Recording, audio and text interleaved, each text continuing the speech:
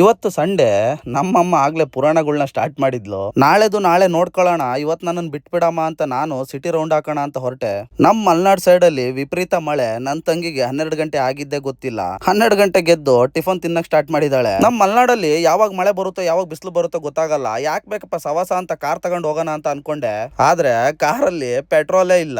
ಈಗ ಅದಕ್ಕೆ ಯಾರು 1,000 ಪೆಟ್ರೋಲ್ ಹಾಕ್ತಾರೆ ಅಂತೇಳಿ ನೆಂದ್ರು ಪರವಾಗಿಲ್ಲ ಅಂತ ಬೈಕ್ ತಗೊಂಡ್ ಹೊರಟೆ. ಕಾನ್ಸ್ಟೇಬಲ್ ಎಕ್ಸಾಮ್ ಬರೆಯಕ್ ಹೋಗಿರೋ ವಿದ್ಯಾರ್ಥಿಗಳನ್ನ ಅವ್ರ ಅಪ್ಪ ಅಮ್ಮ ಕಾಯ್ಕೊಂಡು ಹೊರಗಡೆ ನಿಂತಿದ್ರು. ಆದ್ರೆ ಏನ್ ಮಾಡೋದು, ಬ್ಯಾಡ್ ಲಕ್, ಪೇಪರ್ ಲೀಕು ಅಂತ ಎಲ್ಲ ಕಡೆ ಹೇಳ್ತಾವ್ರೆ. ಪೇಪರ್ ಲೀಕು ಅದು ಇದು ಅಂತ ಕಾರಣಗಳನ್ನ ಕೊಟ್ಟು ವಿದ್ಯಾರ್ಥಿ ಜೀವನದ ಜೊತೆ ಇನ್ನು ಎಷ್ಟು ಆಟ ಆಡ್ತಾರೋ ಏನೋ. ನಮ್ ಸರ್ಕಾರದಲ್ಲಿ ಒಳ್ಳೆ ರೂಲ್ಸ್ ಗಳು ಬರಲ್ಲ ಅನ್ಸುತ್ತೆ.